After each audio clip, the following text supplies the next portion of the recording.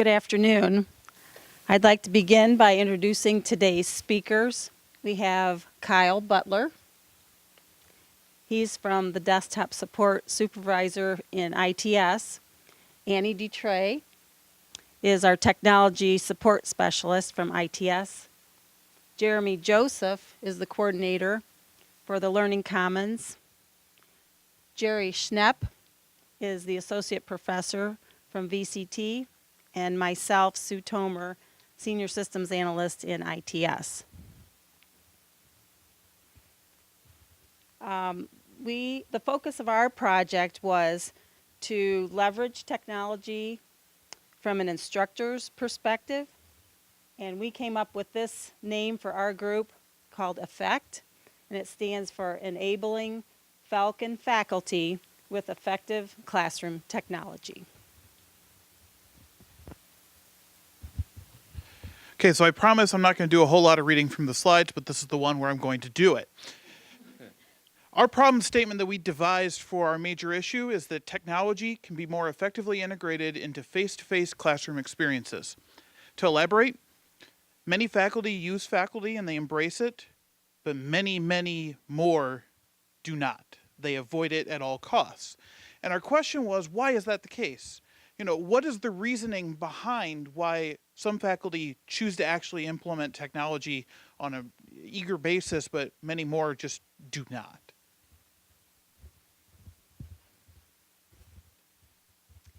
So we started by reviewing the university's strategic plan, and we found two different areas where we felt our project fit in.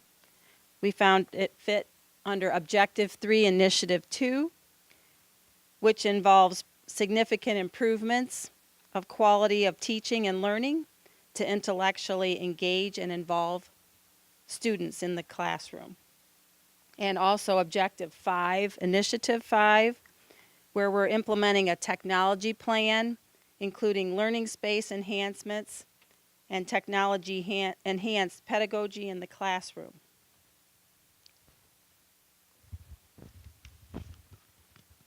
So we set out by interviewing several people across campus, and the purpose of our interviews was to identify any technology that they're currently using, what works well, what are your pain points.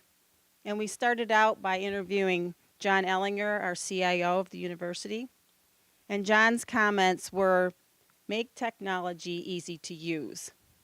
He said training is one of our weakest links related to technology, and that we should really try to avoid embarrassment of faculty members that are wanting to experiment with new technology in their classroom. And he also offered a suggestion about possibly providing practice tech rooms where faculty members could go in and try out different types of technology. He also pointed out that 60% of the classroom technology is passive use, primarily PowerPoint and non-interactive. And that classroom technology is very costly to both install and maintain, so we want to utilize it wisely. Now, we also interviewed Patrick Lisk, who is the manager for Classroom Technology Services. He gave us more of a support and technical perspective, and a few of the things that we took away from him. He stated that some of the technology is available, but it's not being used to its full potential. A couple examples of this is the document cameras in the rooms, and also he felt that the active learning classrooms could be used a little bit more to their potential as well. He feels that technology is important because it can make courses more interactive between faculty members and students as well.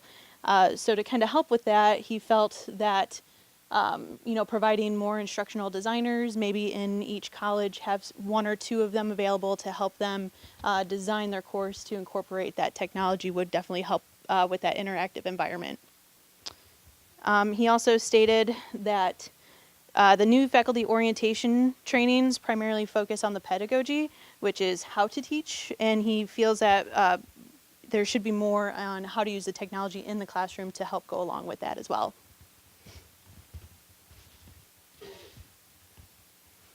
So Patrick was able to also provide us with some good data from our Team Dynamics ticketing system.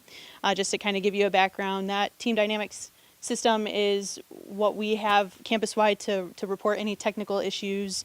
But this data here is primarily just the technical issues that were reported to the Classroom Technology Services area.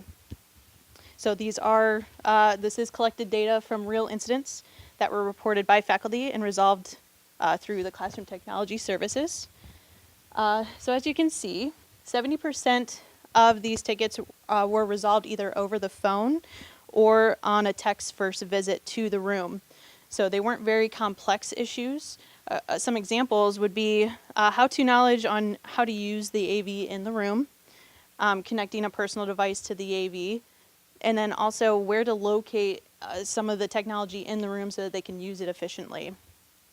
So with that being said, we found that if faculty members were trained and a little bit more confident, that 42% of these tickets could have been resolved by the instructor through self-diagnosis, including the 16% of simple computer settings as well that we collected data on. So overall, we're finding that instructors are feeling not confident with the technology and are often intimidated by that in the classroom as well.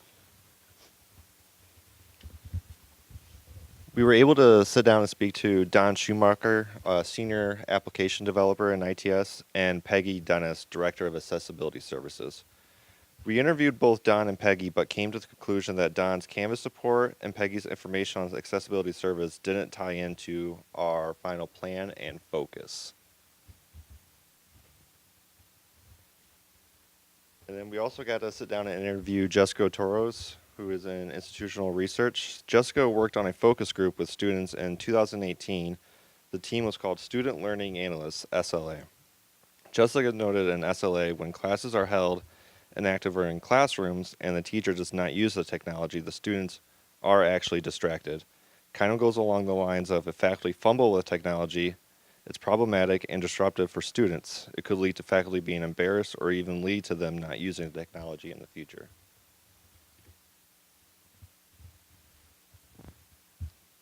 Next, we interviewed Gabe Dunbar. He's responsible for the non-traditional and military student services. Most of his students are roughly age 30 and above and very technologically savvy. They feel isolated and struggle with communication channels on campus. There are virtual classes that are offered to these non-traditional students, but oftentimes they are underutilized because of lack of student awareness or possibly lack of training. And Gabe was also intrigued by training opportunities available for WebEx or video chatting.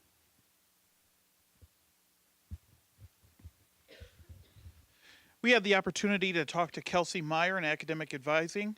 Kelsey talked to us primarily about Navigate. For those of you that are not in the know, Navigate is a learning management software that is the backbone of the advising and tutoring platforms on campus. It's where advising notes are placed, tutoring appointments, the notes for those, and all the scheduling for those is also placed in Navigate. It's not exactly the center for classroom technology, but it is a piece of technology, and we were able to take a few pieces out of that interview that related to what we were talking about. Specifically, the intimidation factor. Faculty sometimes just don't get the training that they need to implement the technology that they want to use, and that related directly to Navigate. How do I actually integrate Navigate into my teaching and into the advising I have to do when I don't really know how to use it? A reluctance would be that once I finally do learn a piece of software, it goes away. You know, all of a sudden we've got a new platform on campus and I have to learn something new. The software is upgraded and all the things that I did that were wonderful are all broken now. So how much time do I want to invest in this to have it all be broken the next day potentially? Also, an interesting fact that came out of that interview was that students have an expectation for instant access and instant feedback. They're used to phone apps. They're used to everything is available via Siri or Alexa or Cortana or all the other Annas that are out there. And we as people don't function that way. But if you integrate technology, at least you can come close. And so how do we meet the students' desires to have what they want and still give what we're trying to give? We were also able to sit down with Mitch Miller. He's the coordinator of technology services in the College of Education. Over the past couple of years, a few of the classrooms have been updated in education. And the classrooms that have been updated, Mitch has seen an improvement with the students and the faculty in, and mostly with the classrooms that have different designs in the rooms. But he does see sometimes there could be some issues with faculty and the technology, and sometimes it does cause problems. Sometimes he sees a disconnect with students who want to connect, who want content delivered clearly. Faculty just really hope that technology works in the room, and if not, sometimes they may give up and not use the tech anymore, and the staff manage the equipment but only know of issues when it's brought up to them. He actually told us a good story about a faculty who used to work in the College of Education. A few years ago, a new faculty member was hired into the College of Education and came in with new ideas, a willingness to learn, and help encourage the other faculty to make changes to their teaching and help teach the other faculty on how to manage new technology and software.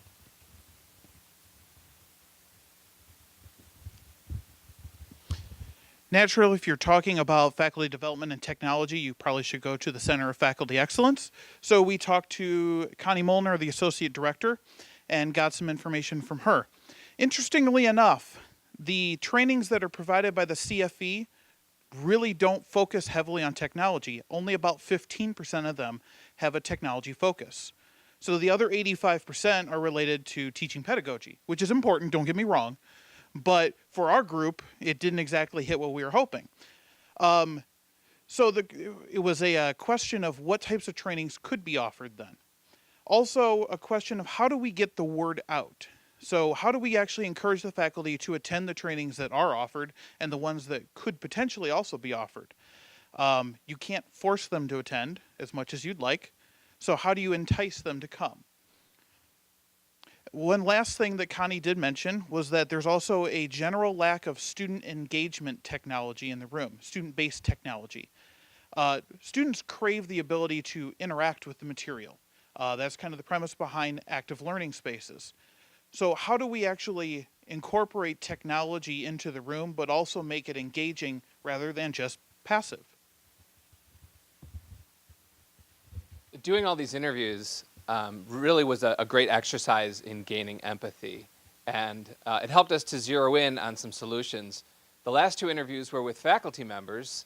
Sarah Kay, who's a professor of architecture and a very effective one, shared her frustration with technology and how sometimes she wants to use a video in her PowerPoint and she's reluctant to do it because sometimes it just doesn't work. I think Team IACT might have had some experience with that today. But when that happens to you, you sort of get timid about it. And so you might be less likely to integrate technology because you don't quite trust it. We also interviewed Mary John Ludi, who is someone who is fearless in terms of adopting technology. When I first started in 2012, I befriended her and she was telling me how she was using Twitter and a bunch of online resources as part of her class. If you ever want to learn about someone who just sort of goes for it in terms of using technology in the classroom, she's a great example. She said you just have to be fearless, that technology evolves and it's going to break on you and things aren't going to work, but you have to just be able to roll with it. Well, that gave us some really interesting insight because not everyone is as fearless as she is.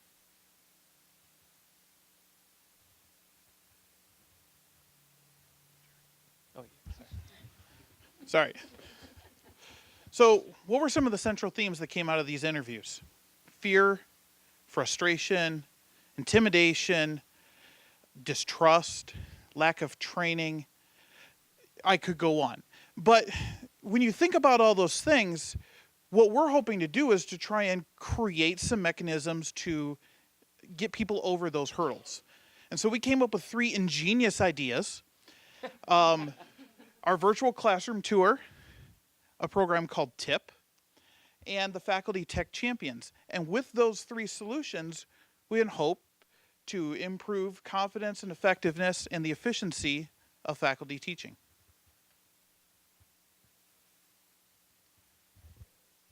So this first prototype will show you a bit about how the virtual classroom tour might work.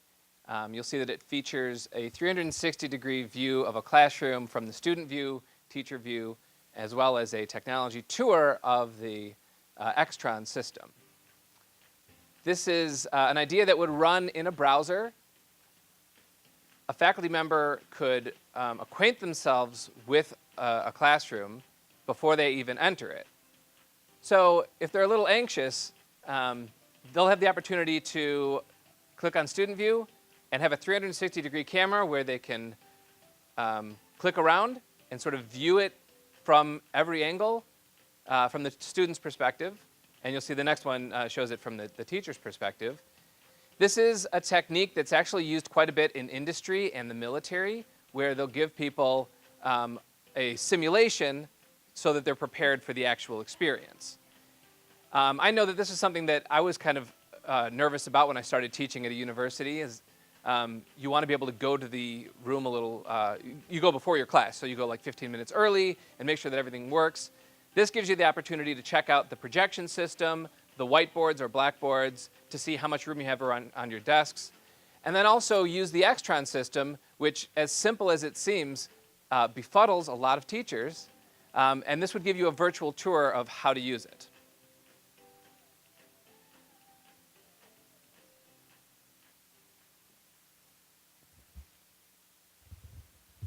Then our other idea is TIP, Technology Incentive Program. It is designed to incentivize faculty to learn and engage in new technology. Some ways we could accomplish this is by rewarding faculty with tech grants and travel grants to allow to go to conferences and for trainings. We would also include awards for faculty recognition, most improved, and most creative use of technology in the classroom environment.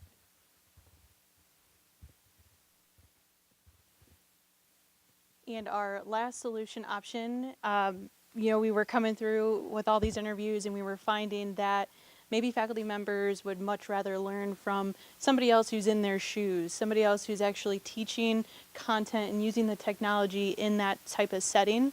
So we came up with the Faculty Tech Champions. What Faculty Tech Champions are, they're kind of like MJ, they're very fearless, they're open to new technology, and they apply that technology to their instruction.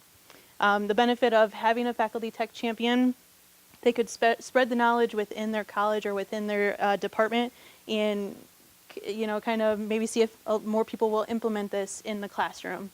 So if this is something that we want to implement, the next question would have to be, how do we get faculty members to buy into that? What's in it for them?